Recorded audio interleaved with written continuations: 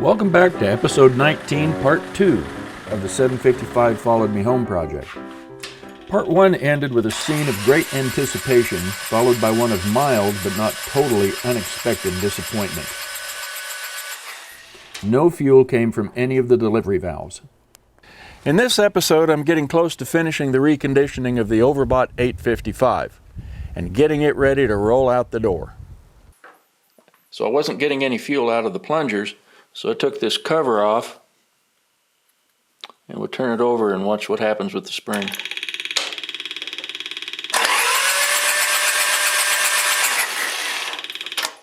Quick update, I moved the camera and then I pushed down on this cap right here and it just floated into place.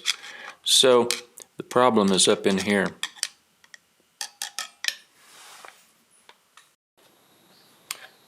Alright, we'll see what we get out of here. Well, that looks a little dirty. Well, this is called the delivery valve guard. It has an O-ring around it. Just below it, and goes in first, is the stopper valve, and it has a hole that comes in the side and out the end. And then the spring, called the delivery valve spring.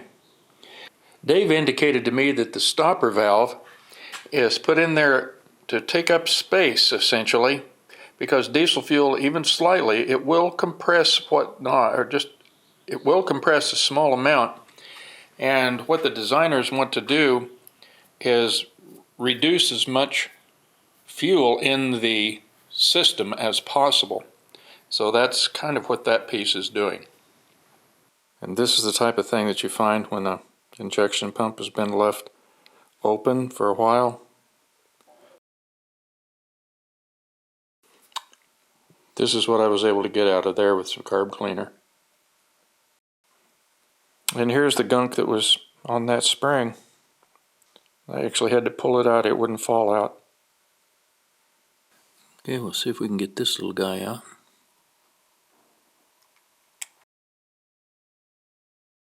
This is the valve and seat, and this was frozen in there, and what I had to do was I took a flat blade screwdriver and I just worked it like this till I got that loose, and then I took some pair of pliers and I was able to pull it out. And when it came out, it moved pretty easy, but it won't rotate and it wants to stick back in the hole. So what I'm going to do is use some carb and choke cleaner. Let's see if I can get her focused for you. In there someplace. Yep, I can feel those places starting to let go. Sure enough, there's some little bitty, I don't know if you can see them, but there's some pieces of dirt that have just come around here. So we're going to wash it out. And then turn attention to the plunger. Alright, I already got this done, so I want to just go back and show you what I did. I took a screwdriver and placed the point in that dimple that's in the end of the plunger. And when I started tapping it down, it resisted a little bit, but then it finally went down and contacted the roller in here. So then what I did, I took the screwdriver, went back underneath it, pushed it back up, and then took a socket, smooth and clean, and while I held the screwdriver down here with the plunger up, I was able to tap the other part that the plunger goes up inside of, push it back down, and I used the carbon choke cleaner, and it just took a couple of moves and it's clean and ready to go. And the result of the cleaning,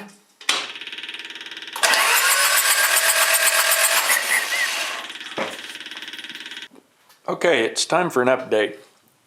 I was able to order parts, and I'm going to replace the gasket and O-rings in this pump. So we'll put the new O-ring on. And now I'll install the gasket, which is a copper ring, on the delivery valve and seat. And it's worth noting that any of these seals that are on the inside of an injection pump are exposed to fuel. When I read gasket, I was thinking I was looking for some sort of a fiber gasket. But Dave says anything inside the pump is going to be some metal that is not susceptible to any deterioration from diesel fuel. So whatever it is, it's considered a gasket, and it will be made of metal. So with all that said, we're going to put the stopper valve, make sure it was clean, put it back in the delivery valve guide. The spring,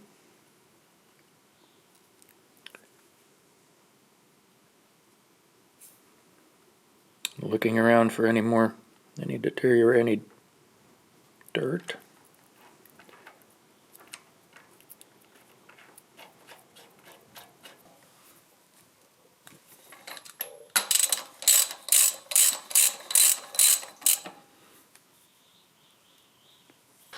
Okay, we'll see if we can purge the air out of there again.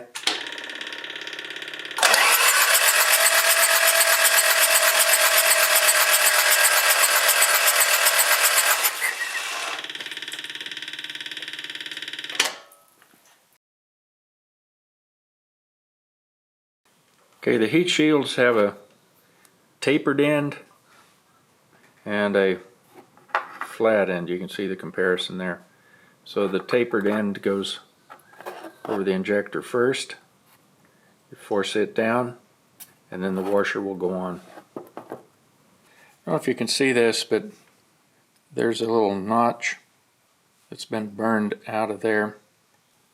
Usually it doesn't go on the inside. It will burn toward the outside. I just wanted to note that I'd had all these injectors checked, and they were all good. Now, after I scraped most of the any loose carbon off of there, just take a little piece of emery paper. So to get this pressed on, I took an 8mm socket that will go over the main part of the nozzle there.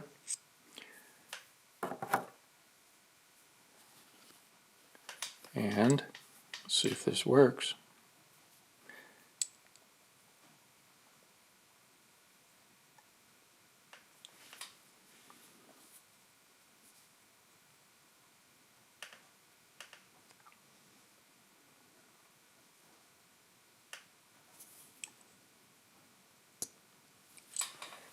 There, put on, and then the washer will be put in the head first,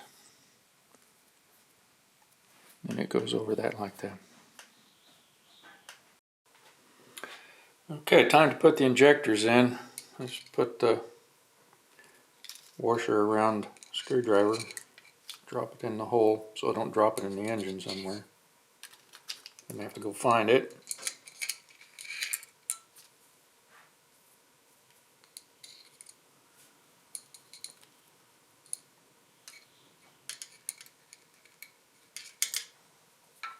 Of course, don't want to use a magnetized screwdriver for that.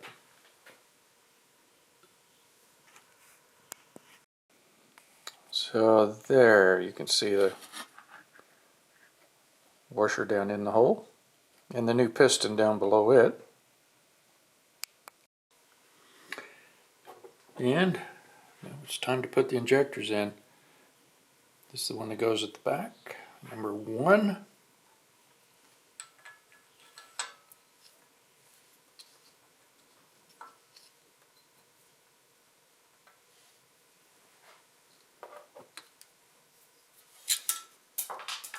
Number 3.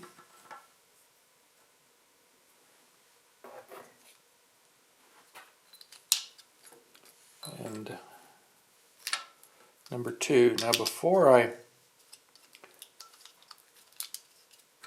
finished putting these in. I'm going to check that 855 that just came in. It's an all original, and it will show me where these injectors need to be turned so that the plumbing sets up.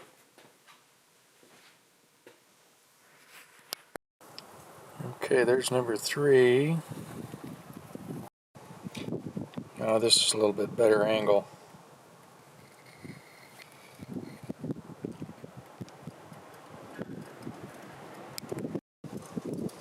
Okay, there. I had to increase the gain a little bit.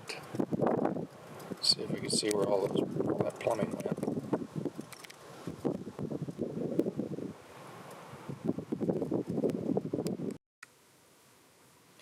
You want to pull these injector plates, the holding plates, down evenly. You can watch the heights of the threads and just pull each side down evenly, and then they're going to be torqued to 39 inch-pounds.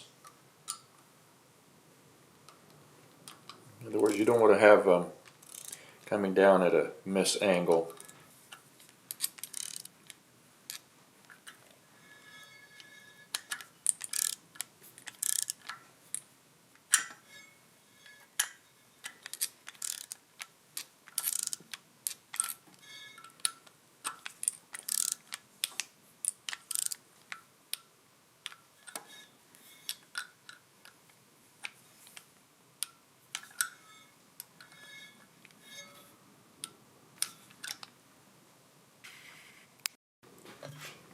Okay, I've got the air out of the lines, ready to see if she'll start. I've got the heater unwired just yet because it's 70 degrees in here. Here we go.